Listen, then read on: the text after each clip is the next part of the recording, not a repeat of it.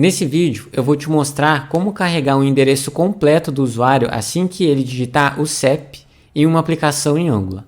Para isso eu vou utilizar essa API, ela se chama ViaCep, ela é amplamente utilizada.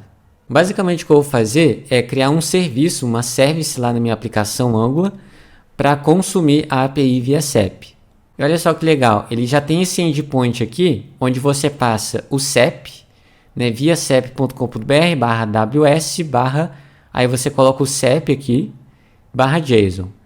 Então, acessando isso daqui, ele vai me retornar exatamente a informação completa baseada nesse CEP aqui. Então, olha só, eu passei esse CEP, ele me retornou o logrador, o complemento, né, o bairro, localidade. Então, essas informações, assim que o usuário digitar, eu vou exibir em tela. Até para o usuário confirmar se de fato ele digitou corretamente o CEP. Bom, para isso eu vou gerar um novo projeto aqui Angular, vai ser do zero mesmo para vocês acompanharem. Então, ngnew, vou colocar aqui o nome do projeto, vou colocar aqui, ó, busca CEP, criar esse projeto. Vai ser aqui, eu vou colocar do tipo CSS mesmo, vou colocar não, e agora é só aguardar ele gerar o projeto. Por padrão agora o Angular ele cria um projeto standalone, né? Mas se você tiver em um projeto no standalone, não se preocupe que o procedimento vai ser o mesmo. E aqui está o projeto. Bom, aqui em src app eu vou criar uma nova pasta, vou chamar aqui de _service, que é onde vai ficar os meus serviços. E aqui eu também vou criar uma nova pasta, como de costume, que é onde vai ficar as minhas pages. Então aqui no cmd eu vou acessar src/app/pages. E aqui em pages eu vou criar uma nova página, nggc. Eu vou chamar essa página de formulário. Skip testes, que eu não vou precisar dos arquivos de teste. Vamos aguardar. Beleza, então ele gerou. E um outro arquivo que eu preciso também é de um arquivo de serviço, que eu vou criar um serviço para consumir a API ViaCep. Então eu vou voltar aqui a pasta, uma pasta, e agora eu vou acessar a pasta Services. Então aqui dentro eu vou gerar nggs de serviço, e aqui eu vou colocar o nome do serviço de ViaCep. Mesma coisa, skip tests. Então ele criou um arquivo, viacep.service.ts. E outra coisa que eu também preciso é do arquivo environment. É claro que aqui é uma demonstração, mas é bom você já estruturar o seu projeto, organizando as variáveis. Então esse environment é onde você vai separar as variáveis de produção e as variáveis de desenvolvimento. Então eu vou colocar aqui um generate environments, assim. Vou pressionar um enter. E olha só, ele criou uma pasta chamada environments. Tá aqui, ó, em src environment. E aqui eu tenho o environment de produção e o de desenvolvimento. Então, quando você publicar o seu projeto, ele vai considerar o environment, esses valores aqui dentro. Enquanto você estiver desenvolvendo, ele vai considerar o desenvolvimento, beleza? Então, é só um conhecimento aí, caso você não tenha ainda, que esses dois arquivos te ajudam bastante. E é importante que eles tenham as mesmas variáveis, né? Não os valores, mas sim as mesmas variáveis. Vou colocar aqui uma variável ViaCep URL igual, né? Então aqui é a mesma coisa na environment develop. Bom, em ambas eu vou colocar o mesmo valor, né? Porque isso daqui serve para desenvolvimento ou produção. E eu vou copiar esse trecho aqui, ó, até aqui. Então isso daqui vai ser uma string, né? Aqui no caso é 2 pontos. E isso daqui vai ser a mesma coisa aqui na de produção. Beleza, não se esqueçam aqui da barra no final. Beleza, então as variáveis de ambiente já estão concluídas, já está configurado. Por enquanto só tenho a URL do ViaCep. Próximo passo é configurar o serviço. Então eu vou vir aqui em app service ViaCep service. Bom, então aqui eu vou colocar a API URL, que vai ser do tipo string, que eu vou recuperar lá do meu environment. Qual environment que eu escolho? Sempre esse daqui, pessoal. O environment sem o ponto development. O próprio Angular, né, ele já tem configurado lá no Angular JSON quando que ele vai usar um e outro, mas não se preocupe, você selecionando esse environment aqui, ó, não necessariamente você vai estar utilizando ele, beleza? Se você estiver em produção, você vai utilizar o de produção, se estiver em desenvolvimento. Então aqui eu vou pegar via SEP URL. Eu já tenho aqui a URL. E aqui dentro eu vou utilizar o HTTP Client Private HTTP Client, né? Eu vou chamar só de HTTP para facilitar, mas ele é do tipo HTTP Client. Assim, beleza? Então tá aqui. Bom, pessoal, só uma observação no HTTP Client. Se você estiver utilizando um projeto no standalone, que não é o meu caso aqui, mas se você estiver utilizando o no standalone, você vai ter que importar lá no seu modules, né? Especificamente aqui em providers, tá vendo? Então, é só vocês buscarem por modules, né? No seu app module. E aqui em providers, tá vendo aqui, ó? Vocês vão colocar o provide HTTP client. Nas novas versões, a gente coloca o provide HTTP client em outro local, que eu vou mostrar aqui para vocês, que é no app config. No caso aqui eu estou na versão 18, se eu estiver na versão 17, 18, vocês vão vir aqui em main, em app config, ó, vou segurar o Ctrl e clicar, ele já vai lá direto, né, que é exatamente esse arquivo aqui. E tá vendo aqui, ó, em providers, eu vou adicionar, vou colocar aqui vírgula, enter e colar aqui, ó, HTTP Client Provider, e eu vou fazer a importação dele. Pronto, tá importado, vou conseguir utilizar. Beleza? Então, voltando aqui, eu vou criar nesse serviço um método. Vou chamar esse método de get endereço by SEP. Vou receber o SEP do tipo string. Então, aqui SEP string. Então, aqui eu já vou retornar, né? Eu vou utilizar aqui o HTTP para fazer requisição. Vai ser do tipo get. E aqui, pessoal, uma dica, né? Eu vou fazer a requisição pelo navegador. Perceba que ele vai retornar sempre esse formato aqui de JSON. Uma dica é você copiar esse JSON aqui. Vocês pesquisam aí no Google mesmo JSON to TS, né, que é o arquivo de TypeScript. E aí eu utilizo algum desses sites aqui. Por exemplo, esse primeiro. Você cola aqui o JSON, né, que você copiou lá. E ele vai converter em TypeScript. Ó. Então, export interface. E ele já converte em TypeScript. Então, vou copiar isso daqui. Essa é a interface. Vou criar uma nova pasta aqui em app, new folder. Vou colocar aqui o nome de models, underline models. Então aqui eu vou criar um novo arquivo. Eu vou chamar aqui de via sep result.ts, né, que é o resultado da minha API. E ela vai receber exatamente esses valores aqui. Então aqui eu só vou colocar, ao invés de root, vou chamar de via sep result. Então já temos aqui a interface do via SEP. Podemos fechar. Então podemos dizer que nós teremos um get de via SEP result. É isso que ele vai me retornar. E qual que vai ser o link, né, a URL? Bom, vai ser aqui a minha API URL. Vou concatenar com o SEP que eu recebi. E agora eu vou concatenar com /JSON. Né? Então, isso daqui vai ficar nesse mesmo formato aqui do site. Ó. Então, eu já tenho isso daqui lá na minha base URL, né? Lá das minhas variáveis de ambiente. Vai concatenar aqui com o SEP e depois aqui /JSON. Então, só para garantir, vou colocar uma barra aqui no final, mas eu sei que isso não interfere. Então, vou colocar aqui um ponto pipe e aqui eu vou fazer um map e aqui eu já retorno o meu response, né? Então, vou ter aqui o meu response. Perceba que ele já vai vir aqui, ó, do tipo via SEP result, tá vendo? Então aqui eu já faço um return response. Beleza? Então já tem aqui o retorno no meu get endereço by SEP.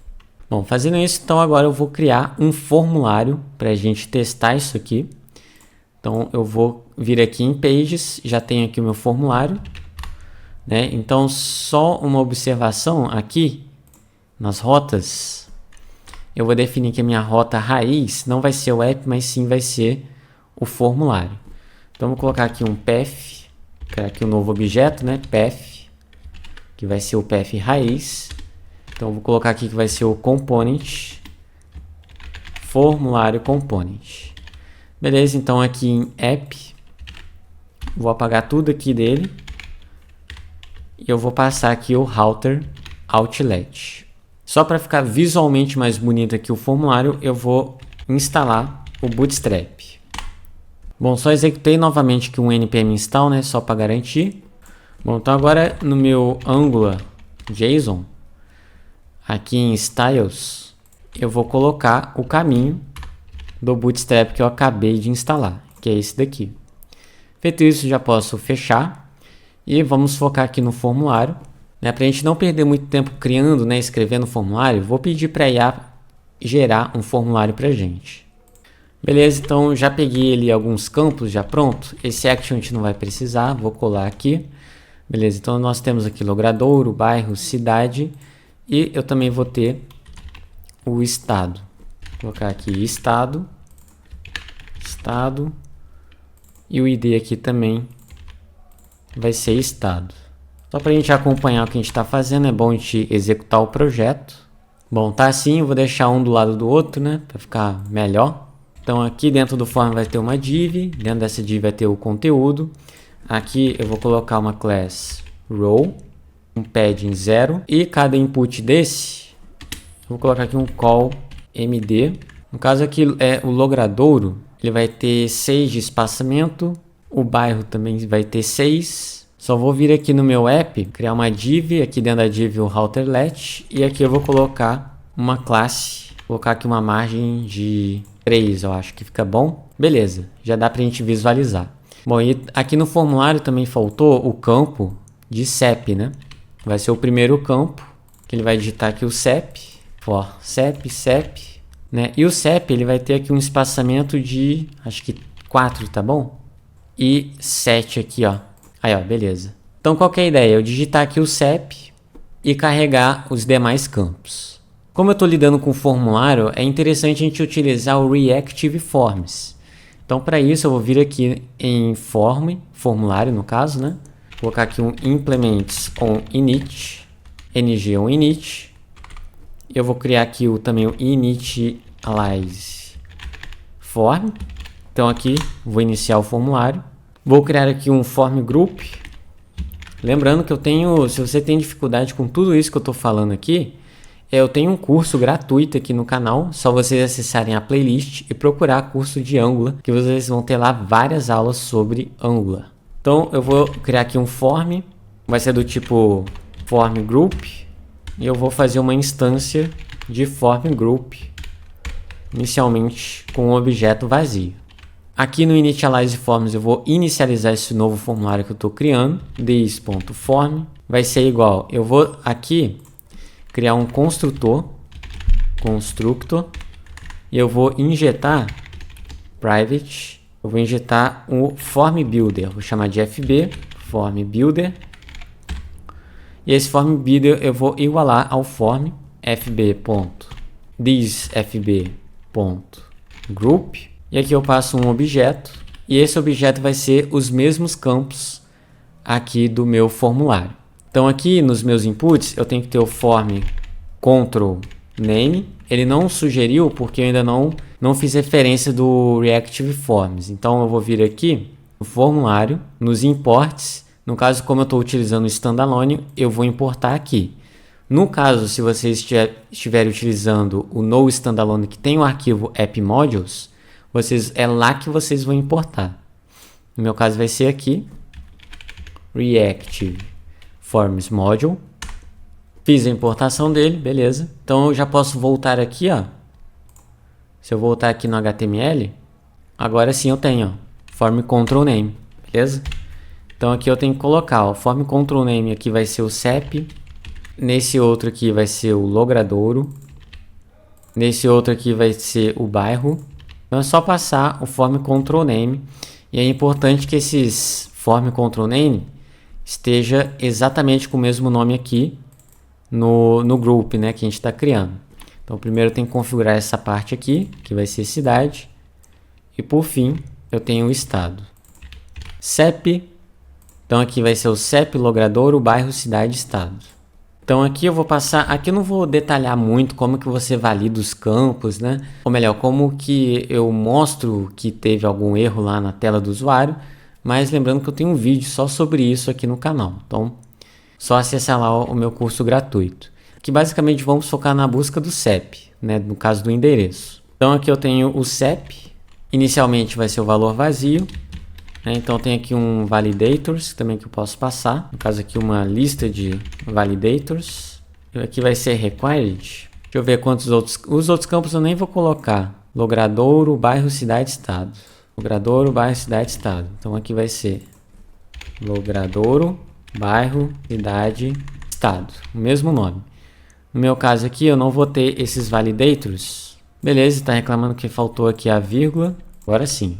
E agora eu vou chamar o initialize forms aqui no meu ngOinit. Vou vir aqui no HTML, vou vincular esse meu formulário ao meu form que eu criei aqui, o form group. Então aqui em form, eu vou passar aqui, ó, form group, form. Então agora sim vamos começar a configuração do ViaCep. Então eu vou fazer a injeção de dependência do serviço do ViaCep, private ViaCep service, vai ser do tipo ViaCep service. Então aqui eu vou fazer o seguinte: assim que o usuário finalizar o preenchimento do meu CEP, aqui do campo CEP, ele já vai carregar os demais campos. Então eu posso criar aqui uma nova função, que ele vai observar esse campo de CEP para ver se ele preencheu tudo.